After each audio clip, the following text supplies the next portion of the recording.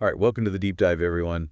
Today we're going deep on something that really affects every single goal you might have. Mm-hmm. We're talking about making those habits stick, like Yeah. actually becoming part of you. Absolutely. It could be finally getting that workout routine going, sticking to healthier eating, Yeah. even pushing forward on that side hustle you've been thinking about.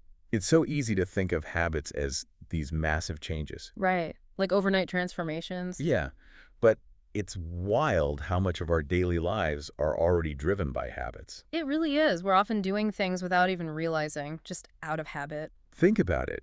Studies suggest something like 40% of our daily actions are driven by habits. 40%! That's almost half our day on autopilot. That's the thing, right? If you could just consciously steer some of that towards your goals, man, It'd be a game changer. it's like a superpower instead of constantly wrestling with willpower, which, Yeah. let's be honest, who hasn't felt their willpower just vanish when things get tough?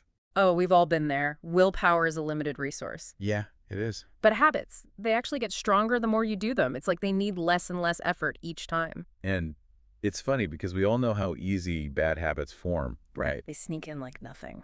But when you're trying to build those good habits, the ones that'll actually make a difference, It can be a real uphill battle. it is. So that's what this deep dive is all about. We're giving you some seriously solid, science-backed strategies. We want to equip you to build those habits that'll benefit you in the long run, create real, lasting change. And let's be clear, this isn't about finding some magical quick fix, right? No, no magic bullet here. Building those habits is a journey. It's all about understanding the core principles Mm-hmm. and then, just as importantly, consistently putting them into action. So let's dig into these principles then. Sounds good. Our sources highlight 5 actionable steps. 5 steps to building habits that actually last. And the first one might seem a bit counterintuitive. Okay, I'm intrigued. You ready for this? Start unbelievably small. Unbelievably small. I like it. What's the power in taking these tiny first steps? Well, you see, it's all about psychology, building momentum. And maybe even more important than that, it's about shaping your identity. Interesting. So how do these tiny steps affect our identity? When you aim for these massive changes right from the get-go, it can feel incredibly overwhelming. Yeah. And without even realizing it, you might actually resist. Okay. But when you start tiny, ridiculously small, like meditate for 1 minute or do 2 push-ups, it's almost impossible to fail. Sure. And each one of those tiny successes, they start to build a whole new story about who you are. So instead of like, I'm someone who wants to meditate, I become a meditator. Exactly. Just like James Clear talks about, you start embodying that identity of someone who meditates, someone who exercises. It becomes part of you. That shift in identity is really fascinating. Yeah. It's like those small wins. They're little votes for the type of person you want to be. That's a great way to put it. Okay, so we've got our tiny start to build that initial momentum and, like you said, that new identity. Mm-hmm. Step 2 focuses on triggers. Hmm. So how do you effectively link a new habit to something you're already doing?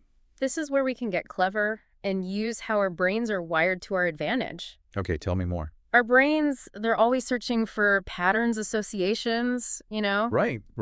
So if we consciously link that new habit to an existing one, something we do automatically without even thinking about it, Okay. we create a super strong cue for that new behavior. So make the new habit follow something we're already doing regularly. Exactly. Like think about the example from our material.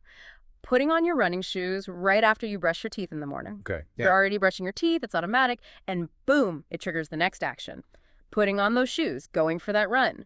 It's Yeah. like you're making the new habit an inevitable part of that old routine. You don't even have to think about it. It just happens. Exactly. It removes that moment where you might hesitate, might talk yourself out of it.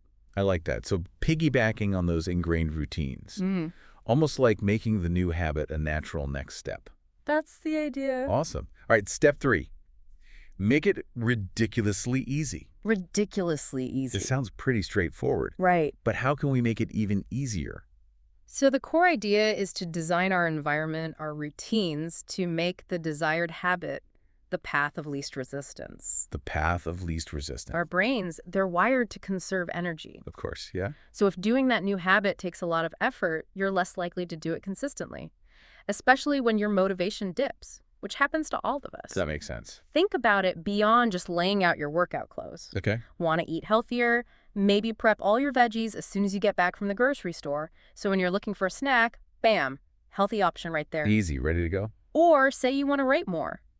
Open that writing document first thing in the morning, even before checking emails. So you're minimizing distractions. You're Yeah. minimizing, well, everything that might stop you. Exactly. Proactively minimizing that friction. It's like you're building this system that nudges you towards the good habit. I like that. Nudges you in the right direction. It becomes the default option. Mm-hmm. I like that idea of prepping veggies. Future you will thank you for that. Oh, definitely. Step 4, this is all about tracking your progress. Now, I get how this might keep you motivated, seeing how far you've come, Sure. but are there other, maybe less obvious benefits to keeping track? Absolutely. That psychological boost from seeing your progress is huge. It's like tangible proof of your commitment. Right. But tracking, it also gives you incredibly valuable data. Oh, and interesting. If you see you're consistently skipping your new habit on certain days or at specific times, that's gold. Like clues. It is. It helps you figure out those potential roadblocks in your routine, your environment, things you might need to tweak. Okay, give me an example. Say you picked a trigger, but it turns out it's not as reliable as you thought. Or maybe that time slot you chose always gets filled with other things. Tracking helps you see those patterns and then adjust your approach. Plus, there's that sense of accomplishment that comes with seeing your progress, seeing that streak grow. Yeah. It reinforces that good behavior. You're actually seeing how consistent you're being, how much effort you're putting in. Right. Okay, that makes sense. It's not just about feeling good. It's about gathering intel, refining your approach. Exactly. And finally, step 5, celebrate those small wins. Now, this might sound a bit silly, celebrating tiny things, Yeah, I can see that. but what's the science behind why this is so important for lasting habits? It all comes down to reinforcement. It's a fundamental principle of how our brains learn, how we form habits. I see. When you reward yourself for sticking with that new habit, even in a small way, Yeah. your brain releases dopamine, that feel-good chemical associated with pleasure, reward. The brain likes rewards. It does.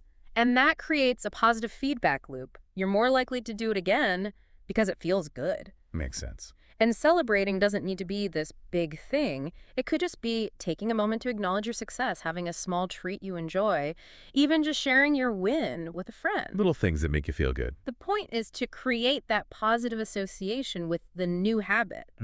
Your brain will want to do it again. It becomes something you look forward to. Exactly. These 5 steps, they really seem to build on each other. It's logical.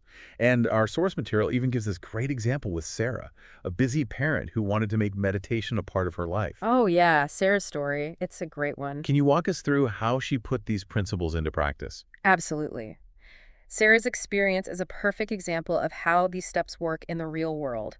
She wanted to meditate, but finding the time and that mental space, it felt impossible. So many parents can relate to that. Right. So following that first principle, start small. She started with just 1 minute of meditation each morning. It's 1 minute. Tiny, right.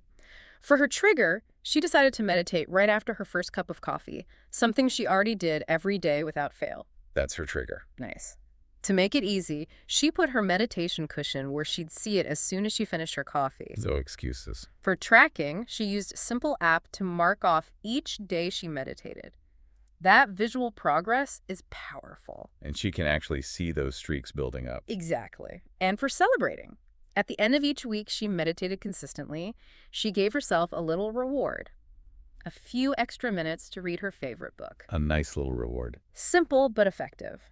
And over time, that 1 minute grew to 10 minutes daily.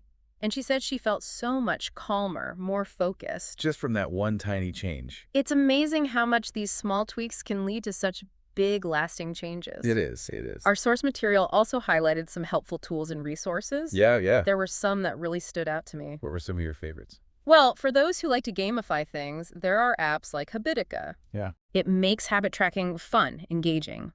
And for a more straightforward approach, there's Streaks. It's a simple visual way to track your progress. I've heard of that one. They also recommended books like Atomic Habits and Tiny Habits.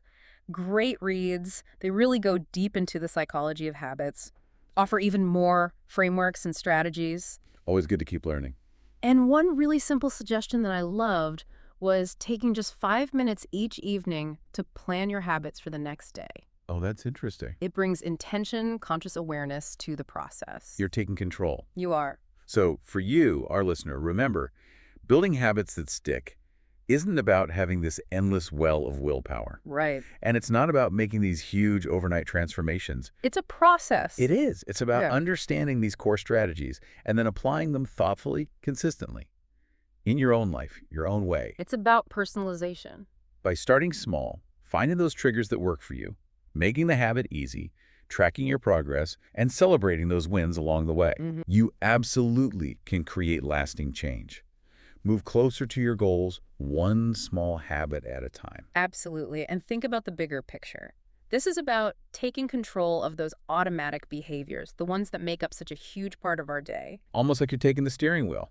Exactly. Right. And by intentionally shaping our habits, we're essentially designing the people we want to become. Powerful stuff. It is. So here's a thought for you to consider.